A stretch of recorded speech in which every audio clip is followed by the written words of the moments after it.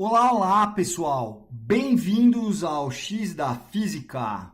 Nesse vídeo nós vamos continuar a falar sobre impulso e quantidade de movimento e mais especificamente nós vamos falar de um assunto muito importante que é a conservação da quantidade de movimento.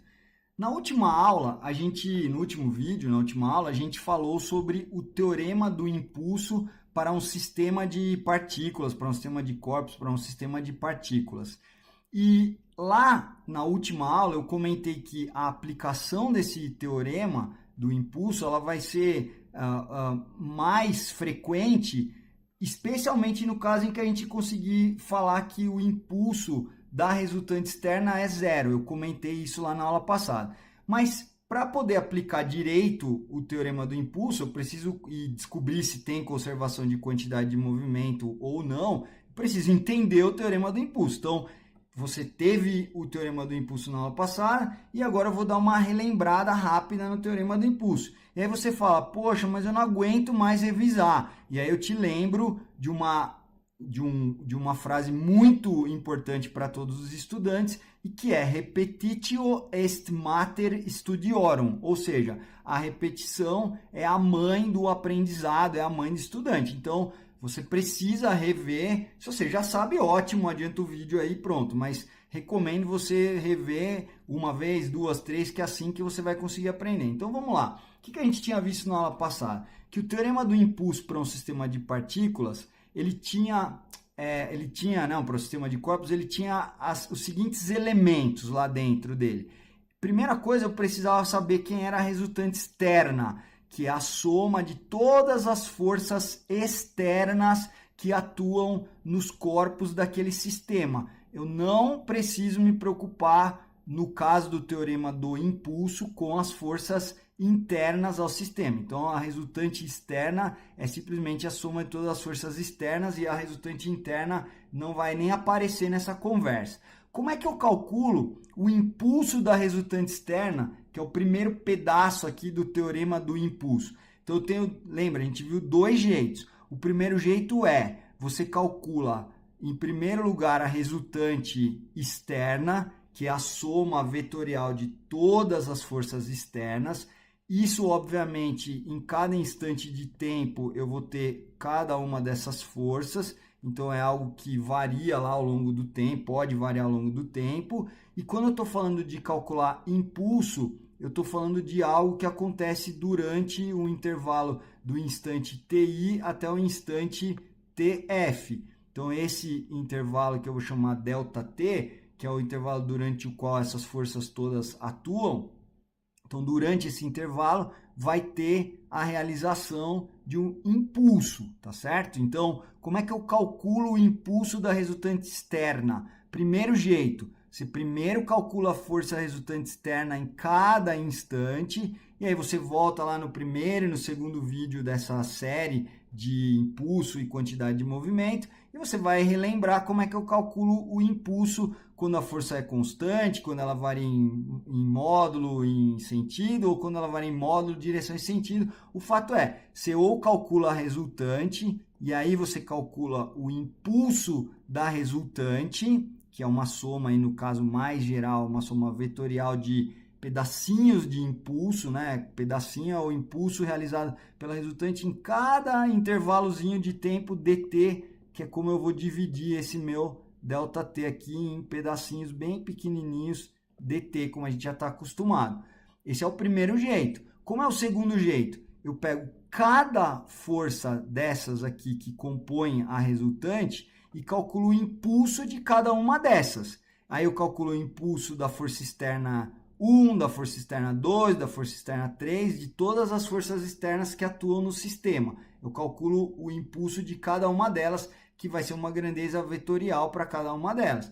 E aí o impulso da resultante é a soma vetorial de cada um dos impulsos dessas forças externas. Então, ou primeiro calcula a resultante e daí calcula o impulso, ou calcula o impulso de cada uma delas e depois soma vetorialmente. Essa é a primeira parte do teorema do impulso. E a segunda parte diz o que aqui? Né? Que o impulso da resultante externa é a variação da quantidade de movimento do sistema, variação de qualquer coisa é a qualquer coisa no fim menos qualquer coisa no começo. Então, o que é fim para nós, o que é começo para nós? Início, começo é o TI e fim é o TF. Então, a variação da quantidade de movimento do sistema é a quantidade de movimento do sistema no instante final menos a quantidade de movimento do sistema no instante inicial. E o que é a quantidade de movimento do sistema? É a quantidade de movimento de cada um dos corpos que estão lá dentro do sistema. Somo isso vetorialmente, lembrando que a quantidade de movimento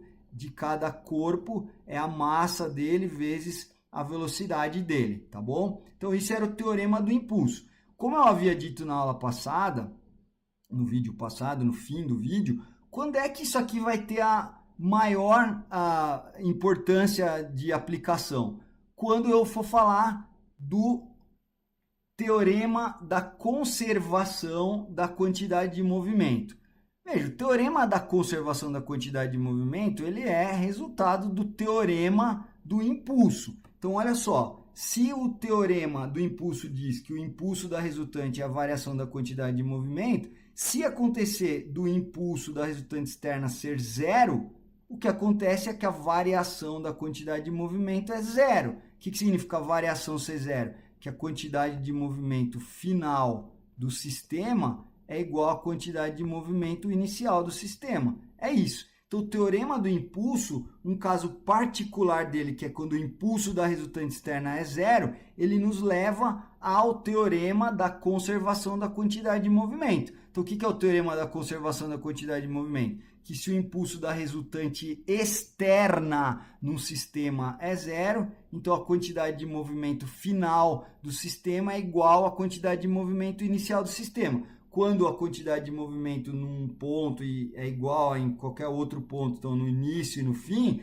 ela se manteve a mesma. Se ela ficou igual, ela se manteve a mesma, ela se conservou. Por isso chama teorema da conservação da quantidade de movimento do sistema. Então a quantidade de movimento do sistema, lembra, é a soma das quantidades de movimento. Cada um dos corpos, a quantidade de movimento deles ali dentro pode ter mudado à vontade, mas a soma dessas quantidades de movimento, que é a quantidade de movimento do sistema, vai permanecer a mesma, vai permanecer constante, vai se conservar.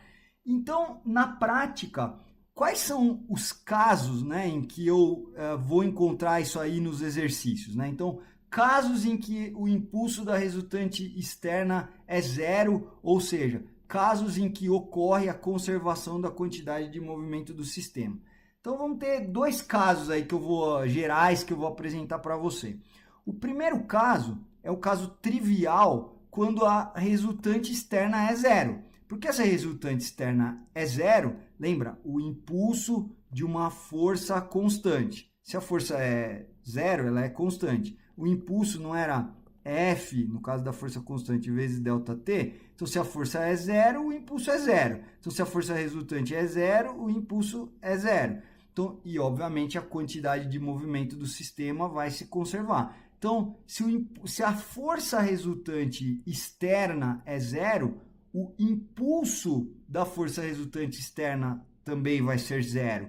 E, sendo assim, a quantidade de movimento do sistema vai se conservar. Esse é o primeiro caso, é o caso óbvio que a gente tem. Então, nesse caso, a gente diz que a gente tem um sistema mecanicamente isolado. O que é um sistema isolado? É um sistema que ou não recebe forças externas ou que a resultante das forças externas é igual a zero. Então, esse é um sistema isolado. Então, quer ver um caso? Ó, imagina que eu vou ter lá um plano horizontal, vou ter um bloquinho aqui, vou ter outro bloquinho aqui. Eles estão andando um em relação ao outro, aqui em direção ao outro, e vão bater um no outro. Só que, enquanto eles estão andando, vamos dizer que eu tenho o peso do A, do corpinho A, eu tenho o peso do corpinho B, eu tenho a força normal que o A recebe do chão, a força normal que o B recebe do chão.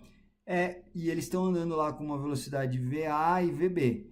Imagina que nem tem atrito aqui. Então, o que eu já sei, a gente já cansou de ver isso, é que o peso do A vai cancelar a força normal do A. Eu já sei que o peso do B cancela a força normal do B. E se o meu sistema é formado pelos corpos A e B, né? Então o chão, a terra, ninguém faz parte do meu sistema. Então, tanto a força normal A, como a força normal B, como o peso A, como o peso B, são forças externas. Só que elas se cancelam. Então, esse sistema, eu posso dizer que é um sistema isolado, tá certo? Então, esse é o caso mais simples. Então, se o meu sistema é isolado, a resultante das forças externas é zero, eu já sei que a quantidade de movimento do sistema vai se conservar. E as forças internas, eu preciso olhar na hora que o A bater no B, ele vai aplicar uma força, o A aplica uma força no B, B aplica... Não preciso olhar. Por quê? Porque o teorema do impulso fala para você olhar só o impulso da força resultante externa. As forças internas, a gente já viu que não interessa, porque os impulsos delas, eles se cancelam. Então, só preciso olhar para ver se conserva a quantidade de movimento do sistema ou não. Voltando aqui no teorema do impulso, a única coisa que eu preciso olhar é o impulso da resultante externa. Só se preocupe com as forças externas. As forças internas, na hora que eu estou olhando para impulso, quantidade de movimento, as forças internas não interessam. Só as forças externas é que interessam. Então, voltando aqui no nosso caso, a primeira situação em que eu vou ter conservação da quantidade de movimento é quando a resultante externa for zero, ou não tem nenhuma força atuando em ninguém, uma força externa, ou tem, como esse exemplo que eu acabei de mostrar, mas elas se cancelam. Então, nesse caso, eu tenho um sistema isolado, a resultante externa é zero, o impulso da resultante externa é zero, então a quantidade de movimento do sistema se conserva. A quantidade de movimento final do sistema é igual à inicial. Então, lembra, as quantidades de movimento individuais dos corpos lá no começo, elas podem ser diferentes das quantidades de movimento individuais no final. As quantidades de movimento podem ter variado à vontade, as individuais, ao longo do tempo. Porém, o que o teorema da conservação da quantidade de movimento está falando é que a soma dessas quantidades de movimento, por isso que a quantidade de movimento do sistema, essa sim permanece constante. As individuais podem ter mudado, mas a soma delas permaneceu a mesma ao longo do tempo. Então, isso é um sistema, é a situação em que eu tenho um sistema isolado. E qual é a outra situação típica, que vai aparecer várias e várias vezes, que eu tenho conservação da quantidade de movimento? É outra situação em que o impulso da resultante é zero. Então, vamos lá. Antes de explicar isso aqui, eu vou te explicar o que é uma força impulsiva. Uma força impulsiva é uma força tão intensa que mesmo atuando durante um intervalo de tempo muito pequeno, ela pode já causar um efeito, um resultado considerável. Então, vou te dar um exemplo. Se você pegar uma bolinha de golfe e ver um taco de golfe, pum, dar uma batida violenta naquela bolinha, ou quando você está olhando um jogo de tênis e o tenista bate com a raquete na bolinha, ou quando você está olhando um jogo de beisebol e o jogador bate com aquele taco de beisebol na bolinha, o choque da raquete com a bolinha, do taco de golfe com a bolinha, do taco de beisebol com a bolinha, ele é um fenômeno que demora um tempo muito pequeno. Então, o intervalo de tempo em que aquele fenômeno ocorre é um intervalo de tempo muito pequeno.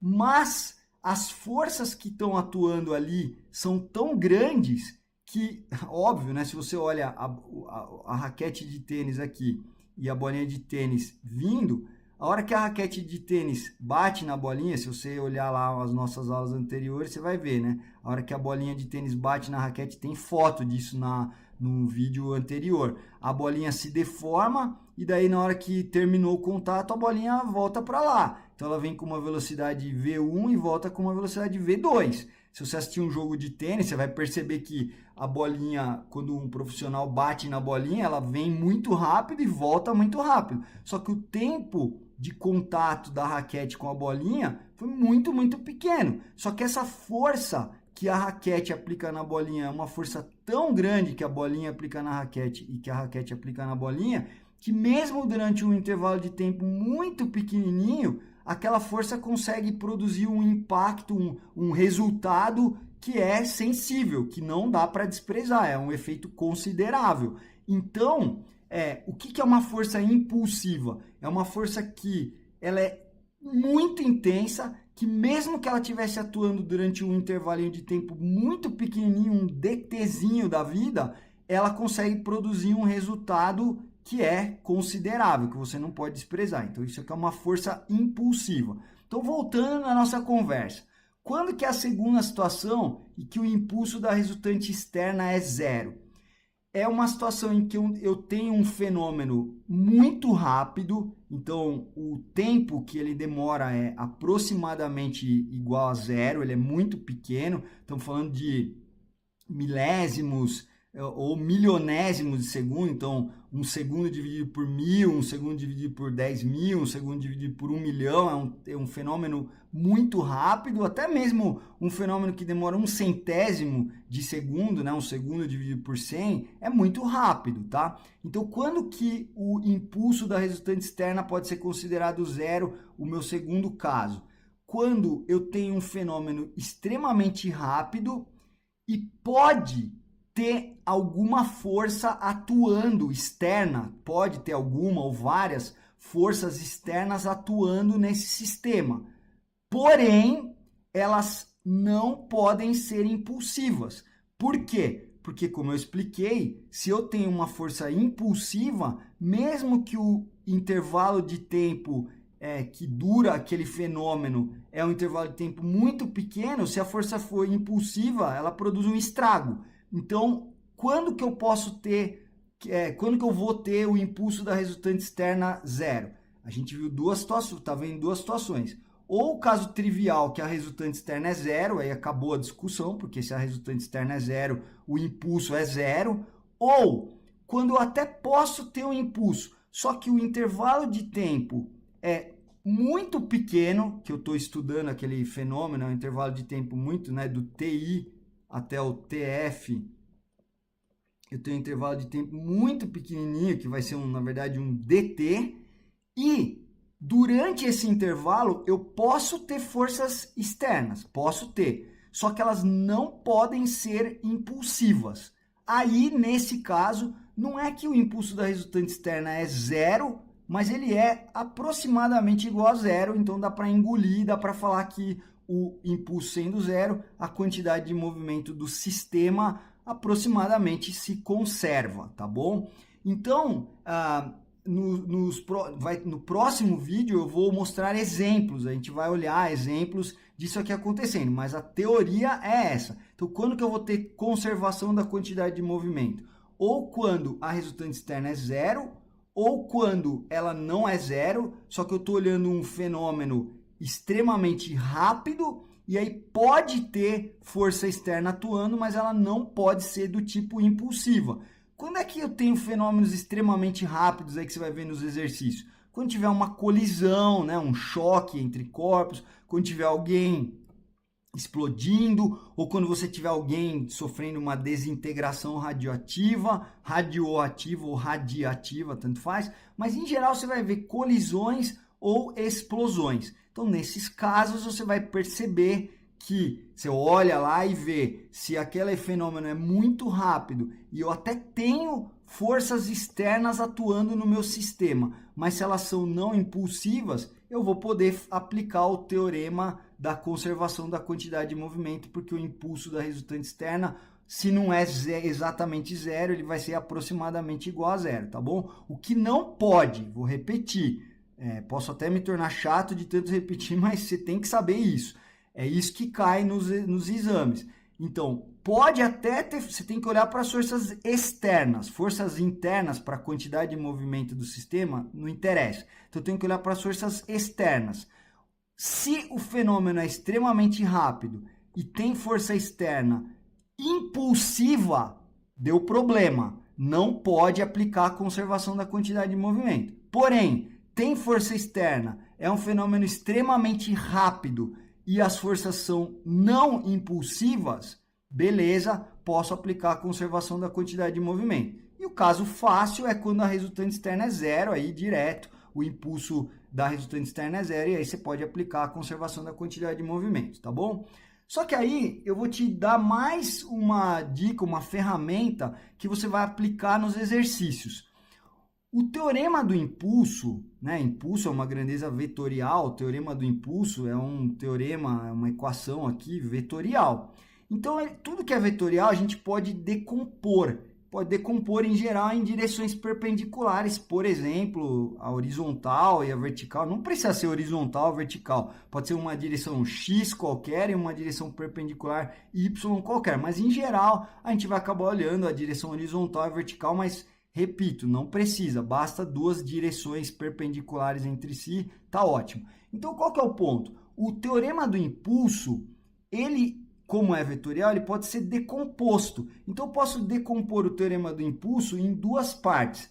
O teorema do impulso na direção x, podia ser horizontal, e o teorema do impulso na direção y, podia ser vertical. Então, lembra, o teorema do impulso é o impulso da resultante externa, é a variação da quantidade de movimento do sistema. Esse aqui é o teorema do impulso. O impulso da resultante externa é a variação da quantidade de movimento do sistema. Só que eu estou dizendo que eu posso decompor o teorema do impulso em dois pedaços, né? O teorema do impulso está aqui. O impulso da resultante externa é a variação da quantidade de movimento do sistema. Pronto. Só que eu posso decompor isso em dois pedaços. Na direção x, horizontal, por exemplo, na vertical. Então, eu vou ter que o teorema do impulso na direção x seria o impulso da resultante externa na direção x, é a variação da quantidade de movimento do sistema naquela direção, e x, e o impulso da resultante externa na direção y é a variação da quantidade de movimento do sistema na direção y. O que significa a variação da quantidade de movimento do sistema na direção x ou na direção y? Ou o que significa a quantidade de movimento do sistema na direção x ou na direção y? Veja, a quantidade de movimento, imagina que o meu sistema só tem uma partícula, é um vetor, que é a massa do corpo vezes a velocidade dele. Então, a quantidade de movimento, se eu quiser decompor, como eu posso fazer com qualquer vetor, eu tenho a quantidade de movimento. Então, essa é a quantidade de movimento do meu corpo, da minha partícula. Essa é a quantidade de movimento na direção x, e essa é a quantidade de movimento decomposta aqui na direção y. E eu sei que a quantidade de movimento que eu tenho total, é a quantidade de movimento na direção x, mais a quantidade de movimento na direção y, como a gente já fez lá quando a gente estudou vetores. É sempre assim, eu posso decompor na direção x e na direção y, e depois eu tenho que somar vetorialmente. Então, o que é a quantidade de movimento do sistema na direção x? Você pega a quantidade de movimento, o que é a quantidade de movimento do sistema em primeiro lugar? Não é a soma de todas as quantidades de movimento? Então, quando eu falo a quantidade de movimento na direção x, você pega todas as quantidades de movimento de todos os corpos na direção x e faz essa soma vetorial só na direção x. E a quantidade de movimento do sistema na direção y é a mesma coisa. Você pega todas as quantidades de movimento de cada um dos corpos, decompõe na direção y na direção x. Então, a quantidade de movimento do sistema na direção y é a soma de todas as quantidades de movimento de todos os corpos só na direção y. Soma vetorial em y, soma vetorial em x, mas é uma soma mais simples porque está todo mundo já na mesma direção x ou na mesma direção y. Mas o fato é, essa ferramenta é muito importante para resolver os problemas mais complicados, que eu vou não olhar para o teorema do impulso total, vamos dizer assim, mas eu vou olhar para as componentes desse teorema aqui. Então, é o teorema do impulso na direção x e o teorema do impulso na direção y. E por que ele é importante? Eu não falei que o teorema do impulso, a maior parte das aplicações de grande importância, você vai encontrar situações em que você está querendo ver a conservação da quantidade de movimento. Então, aqui é a mesma história. Eu vou querer olhar para sistemas que podem ter conservação de quantidade de movimento, não total, mas, por exemplo, só na direção x ou só na direção y. Então, eu posso aplicar o teorema do impulso para o sistema e dizer que tem conservação da quantidade de movimento do sistema. Beleza? Como a gente já viu antes. Só que eu posso ter uma situação em que a quantidade de movimento, ela não vai se conservar como um todo, mas ela vai se conservar ou na direção x ou na direção y, ou nas duas, né, como é o caso do total. Então, por que o teorema do impulso em cada uma das direções é importante? Se, por exemplo, eu perceber que o sistema, eu posso dizer que ele é isolado na horizontal, que o impulso que a resultante externa é zero na horizontal, portanto, o impulso da resultante externa é zero na horizontal, se acontecer isso só na horizontal, eu vou usar essa parte do teorema do impulso. Então, essa parte eu não vou poder usar, mas essa parte aqui na direção x eu vou poder usar. Então, eu vou falar que se a resultante externa na direção x é zero, o impulso da resultante externa na direção x é zero. Portanto, a quantidade de movimento do sistema na direção x vai se conservar.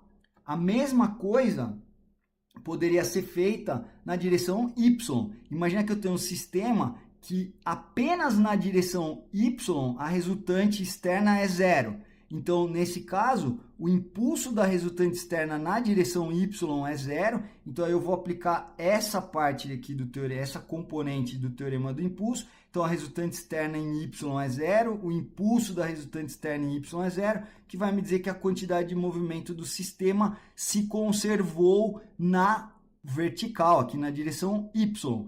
E, óbvio, eu posso ter um caso em que eu tenho conservação nas duas. Então, eu tenho tanto na vertical como na horizontal. Então, tanto a resultante externa em x como a resultante externa em y são zero. Então, no fim do dia, a resultante externa é zero, né? A soma x e y é tudo zero, então a resultante externa é zero. E aí eu vou ter o teorema do impulso como um todo, como a gente já tinha visto. Aí eu vou falar que a quantidade de movimento do sistema total se conserva. Então, veja, nos exercícios e no próximo vídeo eu vou mostrar exemplos, mas para você aprender mesmo, você tem que ir lá no livro e acompanhar os exercícios resolvidos, que tem vários sobre isso, e depois você tem que fazer os exercícios que estão lá propostos no livro. Mas no próximo vídeo eu vou dar exemplos dessas coisas que eu estou falando. Então, tem sistema que vai ter conservação da quantidade de movimento total do sistema nas duas direções, né? Então, toda a quantidade de movimento se conserva,